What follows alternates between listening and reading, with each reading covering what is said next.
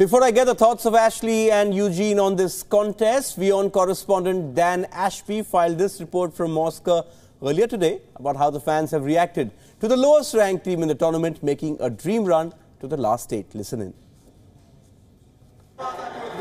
Well, Russia went into this tournament with very little expectation at all. You spoke to their fans before it all started and they didn't have particularly high hopes for their own team. Even the President Putin, said he hoped for a gutsy performance, but he didn't think they'd do very well. Here they are in the quarter-finals, and to be honest, the party and the pressure has just been building. It feels like Moscow will explode.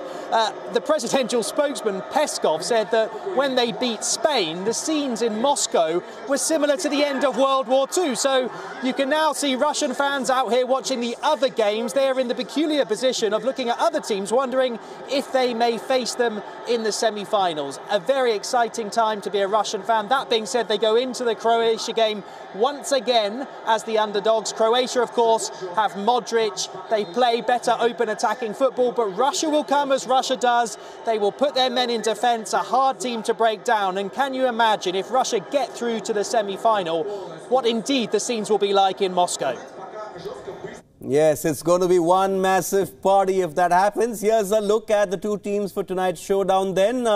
Let's start with Russia, and we're going to see them on our screens because they appear to have moved back to their stock 4-2-3-1 formation after fielding a very defensive lineup in the round of 16 against Spain. Joint top scorer Denis Cheryshev comes back into the starting 11, replacing wing-back Yuri Zhirkov. What do you make of this? Going to play a game of football against Croatia may not be the right template?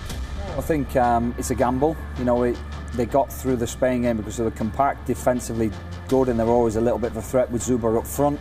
And this is really going like toe-to-toe with Croatia for me. You know, it's going to be a similar system to theirs. We're going to attack you, they're going to attack us. Obviously, Cheryshev comes in, who's the main man for their goals apart from Zuba. Zhirkov he misses out the left-back who's out the tournament. So maybe it's an enforced change because he's missing his left side and he's not confident having 5 other defenders with him being out, who's I'm not sure. But what we do know is they're going to have a goal. Yes, let's look at the Croatia lineup on our screens, and one change for them. They struggled to break Denmark down in their first knockout game. Andrej Kramaric comes in for the more defensive-minded Marcelo Brozovic. A lot of quality around, especially in that midfield. Yeah, they're stuck with the same team except for Kramaric. It's hard for them. I mean, Brozovic going out and Modric coming down to sit more deeper. Would have better see him more playing up front and playing more of a number 10. But now you see Kramaric in between. So it would be interesting to see Modric playing more defensive. Okay, but you also get a feeling this isn't just Croatia against the Russian team. They're up against a nation. And you've seen the euphoria in Russia. That does go a long way in really boosting the team who've come through against one of the tournament favourites, Spain. Well, I'm just wondering if that's impacted the coach's thought pattern, really, thinking we're going to have to attack here. You know, calls from President Putin. Maybe. Well, we sat off in the last game against Spain. It was pretty boring. It was pretty dull. What gave us our success before was the euphoria of the crowd getting behind us attacking, us getting goals. Obviously 5 in the first game, 3 in the second game. So maybe he's just got sucked in with this crowd getting behind him. For me, I think there would have been a little better going a bit more defensive, because man for man, they're nowhere near as good as the Croatians, and being open, I think, is very risky. Not saying they can't do it. You've got the crowd, like you've mentioned, so there's a possibility.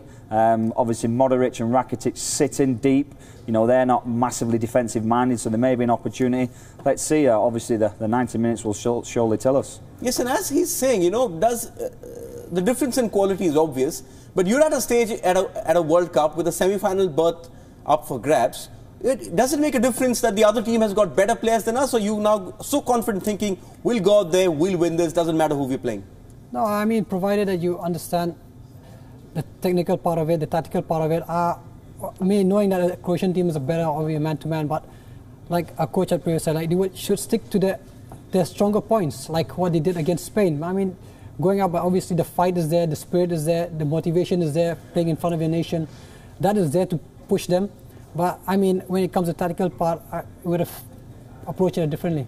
How do you think this is going to play out now, with especially this attacking lineup that he has played? I'm trying to think back to the Argentina game where they tried to have a game of football and were hammered 3-0. And that's something the Russian fans won't like. As you were saying, perhaps they were better suited by going back and, you know, just frustrating them. Yeah, I mean, obviously we spoke about Russia's shape the last game. The last game they played 5 at the back, and they were deep and compact. You know, they were concentrated on keeping 5 there. They had real narrow 4 on top of them, if you like. They tried to eliminate the space between the units, knowing that that's where Spain would hurt them. And they had a lone forward in Zuber up front.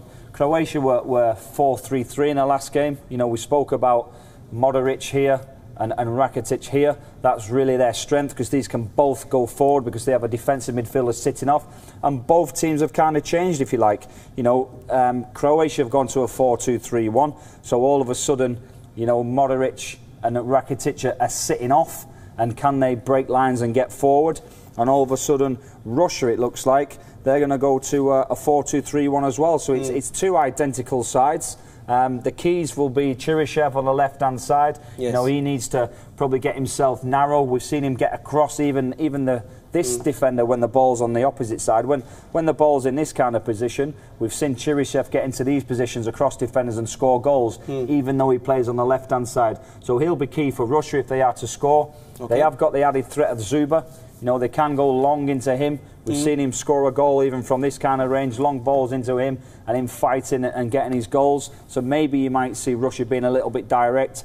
But like we mentioned, if Croatia are to do damage, they've surely got to get Modric and Rakitic on the ball. But they need to get them forward. Yeah. You know, they need to get the ball this side of the midfield. That's where the damage is going to be done, yeah. It has to be. But, you know, whether that system lets them do that, you know, we're not sure. So it's going to be an interesting one. 2 slight changes tactical from both sides. Okay, very quickly, Eugene, before we go, give us the prediction. You think Russia, or is Croatia going to spoil the party? I think Croatia will do it. Okay, he's saying they're going to be party poopers. Okay, that's it then on Theatre of Dreams this Saturday. We started this World Cup with 32 teams. Just 5 teams remain, and that number will be 4 in a few hours from now. Ashley will be up to see who faces his England team. Eugeneson will be watching as well, because they have to review that game at 6:30 p.m. on Sunday. Now I'm told that Ashley will be throwing a party in his hotel room in a short while from now. So I'll be hopping across there as soon as I wrap up this broadcast. Well done, mate, once again. Enjoy this night.